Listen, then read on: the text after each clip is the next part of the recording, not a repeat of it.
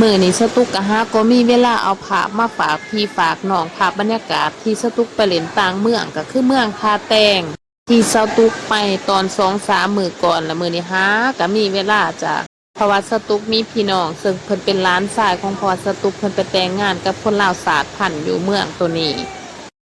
บาดเพิ่นเฮ็ดบุญเฮ็ดศีลนี่ยังเพิ่นก็เชิญชวนพี่น้องมาเบิดสุขุสู่คนมาร่วมบุญร่วมงานนะเพิ่นอันนี้เฮาเอิ้นว่าบุญเอิ้นขวัญเขาทุกๆปีเวลาเกี่ยวข้าวแล้วก่อนสิเอาข้าวเข้าบ้านเพิ่นก็จะเฮ็ดบุญเอิ้นขวัญเขาเบิ่งเพิ่นเฮ็ดอยู่ครัวกินรับพี่รับน้องบรรยากาศก็หนาวสตุกกับลูกกับป้าเสือกันหนาวบ่ได้เลยจ้ะมากับมาถึกปานงานบุญเพิ่นก็ถึกมือพายุเข้าฝนตก24ชั่วโมงลิ้นอยู่บัดซั้น ไปบุญกับมวนแน่บ่แน่แล้วนะมันฝนจืดแต่สตุกสะอ้อนสะอ่อนดินดอนตอนหญ้าบ้านเพิ่นมันงามปลูกหมากกาเฟก็จะแม่นงามแท้ๆเพื่อนได้ก็งามหมากกาเฟนี่จะแม่นงามดินภูเขาไฟดินดำน้ำซุ่มดินแดงแบบนี้ได้ดินภูเขาไฟแต่ว่าเวลาเพิ่นถือกับน้ำนะปาติโต